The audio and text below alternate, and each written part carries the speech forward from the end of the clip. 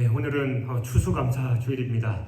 여러분의 삶을 돌아보면서 어쨌든지 때로는 감사와 찬양이 넘치는 분들이 계실 거고, 또 여러분 각자의 상황에 따라서 참 올해는 힘들었다, 어려웠다라고 고백하는 그런 분들도 분명히 계실 것입니다만, 어쨌든 그 모든 것이 하나님의 섭리이고 하나님의 은혜인 줄 믿습니다.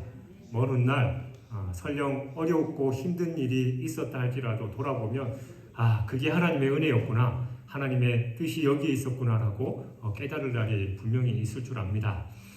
하박국 3장의 전체적인 내용을 보면 이 하박국 선지자가 하나님께 질문한 그 내용에 대해서 하나님의 응답을 받은 그 하박국 선지자가 그 반응, 하나님의 응답에 대한 반응으로서 올려드린 그 기도의 내용입니다. 그러니까 이건 단순한 기도가 아니라 오늘 마지막 절에 있듯이 수금에 곡을 붙인 시이자 노래입니다. 이러한 하박국 선지자의 기도의 첫 부분을 보면 내가 여호와여 내가 주께 대한 소문을 듣고 놀랐나이다 라고 그렇게 말하고 있습니다. 여기에 주께 대한 소문은 단순하게 하나님의 소문, 하나님의 소식을 들었다라는 그런 말이 아니라 하나님께서 자신에게 들려주신, 그러니까 자신의 질문에 대한 하나님의 답변을 말하는 거예요. 다시 말해서 하박국 선지자가 이 선민 유다에 대한 심판, 그리고 그 심판의 도구로 사용될 이 바벨론에 대한 심판에 관한 하나님의 그 얘기를 들려주셨고, 또 그 내용에 대한 반응하는 말이다라는 겁니다. 선지자는 이러한 죽게 대한 소문을 듣고 놀랐다라고 그렇게 말하고 있지요. 그러니까 선지자가 이처럼 죽게 대한 소문을 듣고 놀란 것은 그게 자신의 어리석고 무지한 소견과는 너무나도 다른 완전하고 복된 것이고, 또 참으로 경이로운 것이었기 때문에 하나님의 말씀을 듣고 내가 놀랐습니다라고 그렇게 고백하고 있는 거예요. 사실 처음에는 이 공의로운 하나님께서 이스라엘에 보니까 죄악이 가득하고 그냥 부정부패가 많은데 왜 하나님 이걸 가만히 보고 계십니까? 라고 그 하박국 선지자가 따져 물었었고, 그에 대해서 하나님께서 답변했는데 악한 바벨론을 들어쓰셔서 내가 너네 이스라엘을 심판할 거다라는 그 내용이 도대체 이 하박국 선지자로서는 이해가 되지 않았습니다. 공의로우신 하나님의 성품에 비춰볼 때 그 죄악이 많은 이스라엘을 그냥 가만히 두시는 것도 사실 그랬는데 나중에 그 이스라엘을 심판하시는데 그것보다 더 악한 바벨론을 들어쓰셔서 심판한다라는 게 하박국 선지자로서는 이해가 안 됐다라는 거예요. 그런데 그는 하나님의 응답을 통해서 이 바벨론에 대한 하나님의 최종적인 뜻에 대해서 들었고, 그리고 하나님의 선하심에 대해서 알게 됐습니다. 그리고 인간의 생각이나 이해를 초월해서 기이한 방법으로 일하시는 그 하나님의 역사에 대한 경이로움을 느끼지 않을 수 없었습니다. 이에 그는 하나님의 행사에 대해서, 하나님의 역사에 대해서 놀라움을 표시하면서 그와 같이 신비롭게 또 온전하게 범사를 행하시는 그 하나님을 결국은 찬양하게 되었다라는 겁니다. 여러분, 하나님은 인간의 생각이나 이해를 초월하시고 놀라운 일을 행하시는 분이신 줄 믿습니다. 그리고 그분의 행사는 초월적이고 경이로운 뿐만이 아니라 완전 무결합니다. 이는 하나님 자신이 피조물에 불과한 우리 인간, 그리고 이 세상 무엇과도 비할 바 없이 위대한 창조주이시고 또 초월적이시며 놀라운 분일 뿐만이 아니라 그분 자체가 완전하신 분이기 때문에 너무 당연한 것이겠지요. 그렇기에 하나님의 계획과 섭리는 제한적이고 불완전하고 때로는 모순적이까지 한 우리 자신에게서 나온 이 사고로는 사실은 받아들이기 어려운 부분들도 많이 있습니다. 그러나 우리가 일단 우리의 한계와 연약함을 인정하고 그 하나님의 계획하심과 또 섭리를 받아들인다면 우리는 하나님께서 우리에게 계획하신 일, 그리고 우리 가운데 행하시고자 하시는 일이 얼마나 은혜롭고 또 완벽하고 영광스러운지를 분명하게 보게 될 것이고, 그 하나님의 영광스러움과 놀라우심을 고백하면서 찬양하지 않을 수밖에 없다라는 겁니다. 그러므로 여러분, 우리는 하나님 앞에 항상 겸손히 서 있어야 합니다. 때로는 우리가 받아들이기 어려운 일, 사실은 납득하기 어렵고 이해하기 어려운 점이 있더라도 그것이 하나님의 뜻이라면, 하나님으로부터 말미암은 것이라면 우리는 하나님의 선하심, 그리고 지혜로우시고 신실하시고 온전하심을 헤아리면서 감사함으로 받아야 합니다. 그리고 인내한다면 은혜로우신 하나님께서, 하나님 당신께서 계획하시고 행하시는 것이 우리에게 얼마나 복되고 영광스러운 것인지를 깨닫게 하시고 오직 당신만을 더욱 굳건하게 의지하고 경외하는 삶을 살도록 인도하실 것입니다. 2절을 보면 하박국 선지자는 자신이 죽게 대한 소문을 듣고 놀랐다라고 고백하면서 여호와여, 주는 주의 일을 이 수년 내에 부응하게 하옵소서, 이 수년 내에 나타내시옵소서, 진노 중에라도 긍휼을 잊지 마옵소서라고 간구합니다.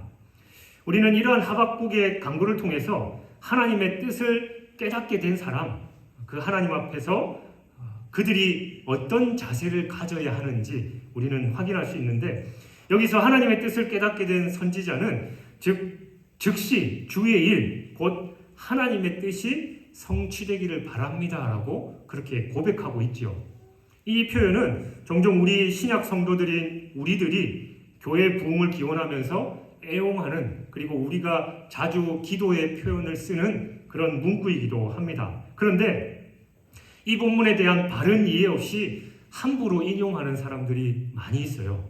여기서 선지자가 속히 이루어지게 해달라고 구한 그 주님의 일에는 물론 이 선민을 멸망케 한 바벨론에 대한 하나님의 심판과 또 이스라엘의 회복의 역사까지도 다 포함되어 있습니다. 그런데 그 이전에 하나님이 이루시고자 하는 일이 있는데, 그건 바로 타락한 선민의 나라 유다를 바벨론을 심판의 도구로 삼아서 심판하시는 것입니다.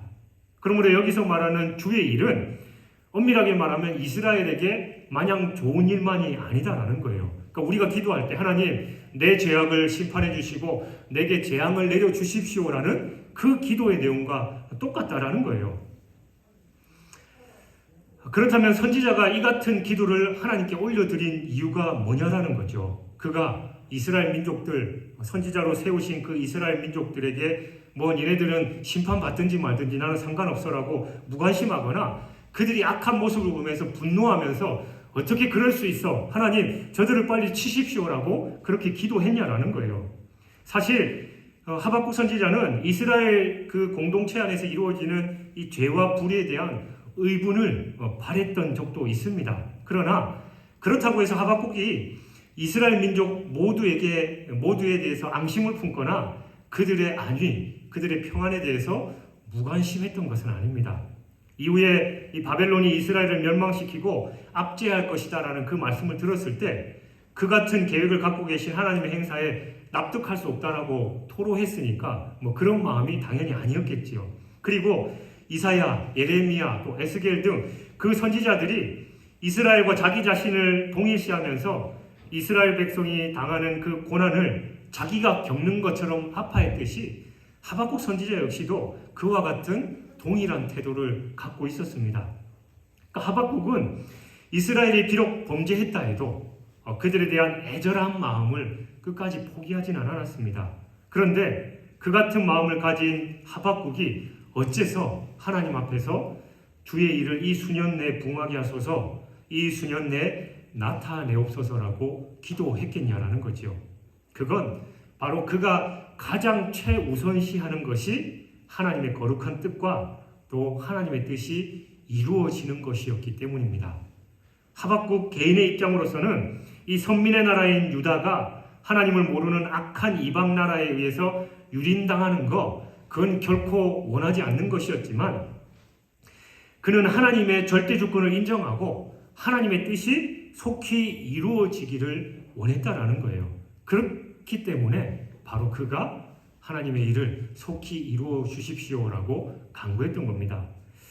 여러분, 하나님의 뜻을 아는 사람들은 모두 하나님 앞에서 이와 같은 태도를 가져야 합니다. 그것이 절대 주권을 가지신 하나님께 대한 우리의 합당한 자세입니다. 특별히 우리의 기도는 늘 내 뜻이 이루어지기를 간구하는 게 아니라 하나님의 뜻이 이루어지기를 간구해야 하는 것이죠. 예수님께서 우리에게 가르쳐 주신 기도가 있잖아요. 뜻이 하늘에서 이루어진 것 같이 땅에서도 이루어지이다. 그것이 우리가 때로는 원치 않는 일이고 심지어는 우리에게 고통과 고난을 주는 일이다 할지라도 우리는 하나님 앞에 그런 기도를 올려드려야 됩니다.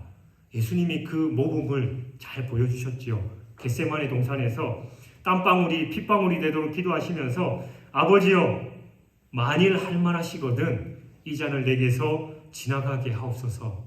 그런 기도를 하셨지만 결국 그는 그러나 나의 원대로 마시옵고 아버지의 원대로 되기를 원하옵나이다 라고 그런 고백을 하셨던 것처럼 우리 역시 내 죄악과 우리 가정과 우리 교회 공동체에 잘못되고 또 하나님 앞에 죄악이 있다면 하나님 그것마저도 하나님 앞에 올려드리니까 하나님께서 그 죄악을 다 물리쳐주시고 우리가 달게 받아야 할 죄값이 있다면 받게 하시고 회복시켜 주십시오라는 그런 기도를 하나님의 뜻이 이루어지게 해 주십시오라는 그런 기도를 올려야 된다라는 겁니다.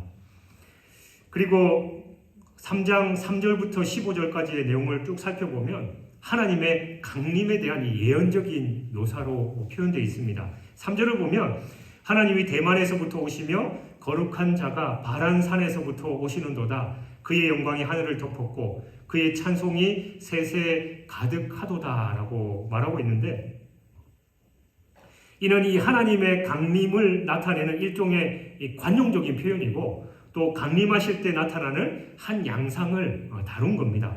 그러니까 하나님께서는 지극히 영화로운 분이시지요. 그러므로 하나님께서 이 땅에 강림하실 때 그 영광이 하늘을 덮는 게 당연합니다. 하나님이 변화산에서 모세에게 나타나실 때 빛으로 그 사람들은 그걸 감히 볼 수 없을 정도의 그 빛으로 임하셨던 것처럼 하나님이 강림하실 때 그 영광이 하늘을 덮는다라는 거죠. 그리고 그때 찬송이 세계에 가득할 것이다 라고 했는데 이는 하나님께서 강림하실 때 천군 천사가 하나님을 찬양하시길 때문이기도 하지만 그의 택한 백성들이 세계 곳곳에서 동일하게 하나님을 찬양할 것이기 때문입니다.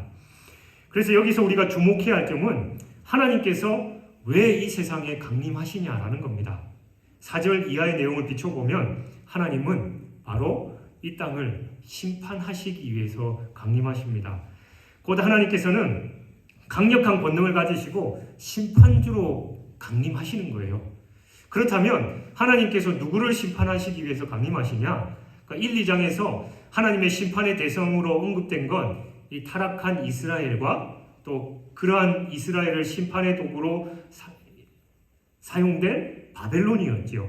하지만 여기서 하나님께서 심판주로 강림하시는 것은 이 바벨론으로 대변되는 악한 열국을 심판하기 위함인 것입니다. 다시 말해서 하나님 심판의 1차적인 대상은 죄를 지은 이스라엘 백성들 그리고 그들의 원수인 바벨론이지만 궁극적으로는 바벨론으로 상징되는 이 전 세계 하나님의 선민들의 원수인 사탄과 또 그에 속한 세력들이다라는 겁니다.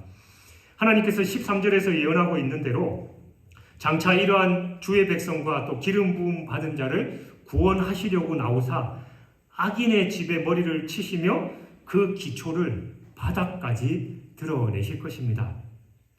현재 이 세상에서 주님의 택한 백성들은 우리 자신들의 범죄로 말미암아 또 혹은 이 세상의 악함과 부조리함으로 말미암아 하나님께서 허용하신 그 악인들과 또 하나님의 백성에 대한 시기와 탐욕에 찌든 악한 사탄의 세력으로부터 무수한 공격과 핍박을 받고 있지요. 또 그로 말미암아 많은 고통 역시 당하고 있는 것이 사실입니다. 하나님께서는 악한 자들을 통해서 당신의 백성들을 정결하시게 하시기 위해서 현재는 이들이 당신의 백성을 핍박하는 것을 허용하고 있지만 때가 이르면 하나님께서는 언제까지 그들을 그대로 놔두시는 것이 아니라 때가 이르면 하나님께서는 이 세상에 심판주로 강림하셔서 당신의 택한 백성들을 핍박하는 자들을 심판하시고 바로 우리를 구원하셔서 고통 없는 완전한 복락의 상태에 이르게 하실 줄 믿습니다. 여러분, 이러한 가르침은 오늘 본문에서 뿐만이 아니라 성경 곳곳에서 증거하고 있는 확실한 약속의 말씀이지요. 하나님께서 당신의 계획과 작정이 그 기록된 성경을 통해서 이처럼 장래에 이루어질 은혜로운 역사에 대해서 기록하신 것은 그 백성인 성도들로 하여금 소망을 갖고 인내하면서 그 어떤 핍박과 박해에도 굴하지 않게 하시려는 것입니다. 우리는 이러한 성경의 약속을 통해서 장차 우리를 핍박하는 사탄의 세력이 멸망당하고 또 우리에게 주어질 구원의 놀라운 역사들을 바라보면서 하나님으로 말미암아 안위와 소망을 가져야 하는 겁니다. 하나님께서는 우리를 징계하시지만 궁극적으로 참된 축복을 허락하심을 믿고 또 하나님께서 우리를 어떤 상황 가운데 처하게 하신다 할지라도 우리는 낭망하지 말고 구원을 확신하면서 어려움이 닥칠수록 시련과 핍박이 거셀수록 우리의 구원이 가까워 왔음을 더 굳게 확신하면서 하나님을 신뢰하고 믿음 가운데 서야 할 줄 믿습니다. 세상이 엉망진창인 것 같고 악의 세력이 득세하는 것 같고 또 부정과 부패가 만연한 이 세상이지만 하나님은 그걸 그냥 지금은 놔두시는 것이지 결국은 그것들 모두 심판하시고 하나님의 뜻대로 우리를 회복시켜 주실 줄 믿습니다. 그리고 8절에서 15절은 하나님의 역동적인 심판과 또 구원 사역에 대해서 찬양한 내용입니다. 여기 소개된 자연 만물들은 이 하나님의 백성들의 대적들을 형상화한 거예요. 그리고 그것들이 보이는 반응은 하나님의 심판 앞에서 하나님의 백성들이 대적들이 얼마나 철저하게 무기력하게 될 것인지를 나타내주고 있습니다. 이처럼 하나님께서는 그 백성들의 대적들을 무력화시킨다면 그 결과는 당연히 하나님의 백성인 우리 성도들이 승리하게 될 것입니다. 특별히 하나님은 본문에서 머리를 치신다라는 그 표현을 반복하고 계십니다. 여러분, 전쟁에서 상대방의 머리를 병기로 친다면 그 결과는 당연한 것이죠. 그것은 대적을 완전히 파멸시킨다라는 걸 의미합니다. 그러니까 하나님께서는 당신의 백성들의 대적들을 무기력하게 하실 뿐만이 아니라 그들을 완전히 파멸에 이르게 하는 것입니다. 그러나 물론 유다의 원수인 바벨론이 유다와는 비교할 수 없이 강했던 것처럼 하나님의 백성의 원수들은 하나님의 백성과는 비교할 수 없도록 강합니다. 마치 그들은 산처럼 견고하고 바다처럼 무시무시합니다. 그래서 우리는 늘 두려워하고 그 앞에서 무기력한 존재가 될 때가 많이 있습니다. 그래서 전능하신 하나님께서 당신의 백성의 원수들과 싸워 주시겠다는 거예요. 우리는 그들 앞에서 나약한 존재이고 이스라엘 백성들이 가나안 땅에 12명이 정탐하고 왔을 때 10명이 말했던 것처럼 그 사람들 앞에 보니까 우리는 메뚜기다, 게임이 안 된다라고 하는 것이지만 하나님께서 역사하시고 하나님께서 우리를 대신하여 싸워주시기 때문에 어마어마한 존재인 그들 앞에서도 우리는 승리할 줄 믿습니다. 우리가 하는 것이 아니라 하나님께서 그렇게 역사하시는 것입니다. 17절과 18절에 보면 하박국 선지자의 그 유명한 고백이 나오지요. 비록 무화과나무가 무성하지 못하며 포도나무에 열매가 없으며 감람나무에 소출이 없으며 밭에 먹을 것이 없으며 우리의 양이 없으며 외양간에 소가 없을지라도 나는 여호와로 말미암아 즐거워하며 나의 구원의 하나님으로 말미암아 기뻐하리로다. 아멘. 여러분, 이 하박국 선지자의 이러한 고백에 대해서 여러분은 어떻게 생각하십니까? 익히 많이 들어서 알고 우리 찬양에도 있잖아요. 아마도 대부분의 성도들은 그거 그냥 찬양이고 하박국 선지자가 한 것이지 내가 그런 상황에 처하면 어떻게 그런 고백을 할 수 있겠어라고 생각할지도 모르겠습니다. 포도나무, 무화과나무에 또 포도나무에 감람나무에 열매가 없고 밭에 식물도 없습니다. 우리와 외양간에 양과 소가 없다라는 거, 그건 우리 인간이 생명을 유지할 수 있는 모든 양식이 끊어진 상태를 말하는 거예요. 그러니까 여러분의 통장 잔고에 창고가 마이너스가 계속되고 있고 더 이상 대출이든 도움을 받을 수 없고 쌀독에 쌀이 떨어지고 뭐 쌀 없으면 라면 먹으면 되지라고 하는데 라면조차 없는 그런 상황에서 여러분은 하나님 앞에 그런 찬양과 감사의 고백을 할 수 있겠냐라는 겁니다. 이런 곳을 보면 또 때로는 힘들고 어려운 상황에서 우리가 어려움을 겪고 있는 성도들에게 해줄 수 있는 말이 뭐 있어요? 하나님께서 인도하실 겁니다. 기도합시다. 힘냅시다라고 하면 당하는 당사자는 어떻게 생각합니까? 지하 지일 아니니까 그렇게 얘기하지. 어떤 이런 상황 속에서 어떻게 감사할 수 있어? 어떻게 하나님의 섭리를 믿음으로 기다릴 수 있어? 라고 그렇게 고백하고 있고 그래도 감사해야지라고 말하는 그 사람에게 이 사람 제정신 아닌 거 아니야? 라고 할 수 있을 겁니다. 그러나 여러분 이것이 바로 참된 신앙을 가진 사람들의 모습입니다. 참된 신앙은 자기에게 있는 모든 것이 없을지라도 또 내가 가진 모든 것이 잃어버렸고 극한의 고통 가운데 처한다 할지라도 하나님으로 인해서 기뻐하고 즐거워할 줄 아는 사람입니다. 그래서 하나님께서 2장 4절에서 의인 곧 참된 신앙인은 믿음으로 말미암아 살리라라고 그렇게 말씀하는 겁니다. 문제는 믿음으로 사는 게 뭐냐라는 것이죠. 믿음으로 산다라는 건 바로 뭐뭐 할지라도 그럼에도 불구하고 하나님을 인해서 즐거워하고 기뻐하며 감사하는 겁니다. 그러니까 하박국 선지자가 처음에는 하나님 도대체 이 세상이 악하고 또 의인들 하나님의 선하신 백성들이 고통받는데 도대체 이게 뭡니까? 하나님 살아계시는 겁니까? 라고 따져 물었지만 하나님께서 그에게 임재하셔서 하나님의 뜻을 밝히 말씀하셨고 의인은 그런 상황이 아니라 믿음으로 사는 거다라는 그 말씀을 주셨을 때 그가 하나님의 임재 앞에서 무릎 꿇고 하나님의 뜻을 깨달으면서 바로 이 유명한 고백을 할 수 있었다라는 겁니다.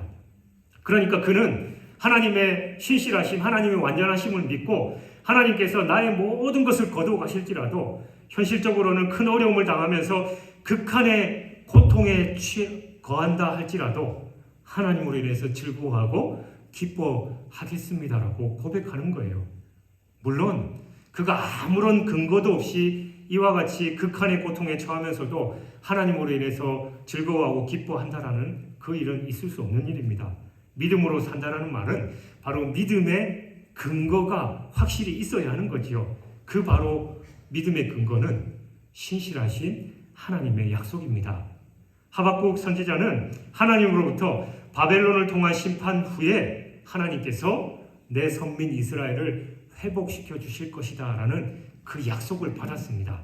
그래서 그는 19절에서 하나님께서 나의 발을 사슴과 같게 하사 나를 나의 높은 곳으로 다니게 하시리로다 라는 그 믿음을 가졌고 바로 그 사실의 근거에서 뭐뭐 할지라도 하나님으로 인해서 즐거워하며 기뻐하겠습니다 라고 노래한 겁니다. 성경이 우리에게 모범으로 보여주는 참된 신앙의 사람들이 바로 이와 같은 사람들입니다. 세상 모든 사람들이 죄에 찌들어서 산다 할지라도 당시에 완전한 의인으로 살았던 노아가 그랬지요. 불신과 인본주의가 판치는 세상, 그 세상 속에서도 하나님의 부르심을 받아서 믿음의 삶, 그리고 인본주의가 아니라 신본주의의 삶을 살았던 아브라함이 그랬습니다. 형들의 시기로 애굽의 노예로 팔려가 처절한 고난을 감수하면서도 하나님과 동행한 요셉이 그랬습니다. 10명의 정탐꾼과 다른 모든 이스라엘 사람들이 하나님을 불신하면서 가나안 정복은 불가능합니다라고 절망하는 그 현장에서도 오직 여호와의 뜻을 거역하지 말라라고 하면서 하나님의 도우심으로 인해서 가나안은 우리의 밥이다, 그들은 우리의 먹이다라고 외쳤던 여호수아와 갈렙이 그랬습니다. 아방이 다스릴 당시 모든 사람들이 여호와를 배신하고 바알 앞에 무릎 꿇고 입 맞추는 그 와중에서도 신앙의 정절을 지킨 남은 자들이 그랬고 풀무불과 사자굴 앞에 던져질 위기 상황에서도 신앙의 정절을 지킨 다니엘과 세 친구가 그랬습니다. 사랑하는 여러분, 믿음으로 사는 거, 하나님의 말씀, 약속의 말씀을 붙들고 담대하게 소망 가운데 사는 거 말처럼 쉬운 일은 아닙니다. 그것은 하나님께 대한 전적인 신뢰가 없으면 불가능한 거예요. 하나님께서 허락하시는 고통조차도 선한 것이다라는 그 확신, 하나님께서 비록 자신을 환난 가운데 처하게 하실지라도 궁극적으로는 나를 구원하시고 영화롭게 하실 것이다라는 그 확신이 없이는 뭐뭐 할지라도라는 그 신앙을 갖는 건 불가능합니다. 하지만 하나님 어떠한 상황 속에서도 하나님께서 뭐뭐 하실지라도 그 신앙이 있다라면 이 악한 세상에서 온전한 신앙의 삶을 살 뿐만이 아니라 하나님의 뜻에 합당한 삶을 살아갈 줄 믿습니다. 하나님께서 허락하시는 것이라면 극한 환난이라도 믿고 참아 기다리겠다라는 결단이 있는 그 자만이 하나님께서 주신 그 약속의 은혜들을 누리고 또 그 이후에 있을 놀라운 축복들을 받아 누릴 줄 믿습니다. 여러분은 이 할지라도 하나님을 신뢰해서 하나님을 인해서 기뻐하고 즐거워하고 계십니까? 여러분의 삶을 돌아보시면서 하나님, 나는 어떤 상황 속에서도 어떤 형편 속에서도 하나님을 믿습니다. 하나님의 신실하심을 믿습니다. 그리 아니하실지라도 그 믿음을 갖는 여러분이 되시길 주님의 이름으로 축원합니다. 사랑하는 여러분, 하박국 선지자는 하박국서를 시작하는 부분에서는 이스라엘 백성들 가운데 범죄가 난무하고 하나님께서 마치 이스라엘의 타락을 방치하시는 그 현실로 인해서 고통하며 갈등하고 고뇌했습니다. 그리고 그러한 갈등과 고뇌는 바벨론의 이스라엘 침략을 통한 이스라엘의 불의함에 대한 심판이라는 그 응답을 듣고 더 심하게 됐습니다. 그러나 오늘 이 본문에서 하박국서를 마무리하는 그 단계에서 하박국은 하나님을 향한 기쁨과 또 감사의 찬양, 어떤 환경과 형편 속에서도 처해도 하나님을 굳게 신뢰하면서 감사와 찬양을 올리겠다라고 다짐하고 있습니다. 그는 앞서 지적한 것처럼 뭐뭐 할지라도의 신앙, 차원 높은 신앙, 흔들림 없고 확고부동한 그 신앙의 경지에 이르렀다라는 겁니다. 그렇다면 이러한 일이 가능했던 이유가 무엇이냐? 그가 처했던 그 상황들이 완전히 바뀌었기 때문입니까? 조금만 지나면 무언가 좋은 결과가 있기 때문에 그걸 믿고 그가 그런 고백을 할 수 있었습니까?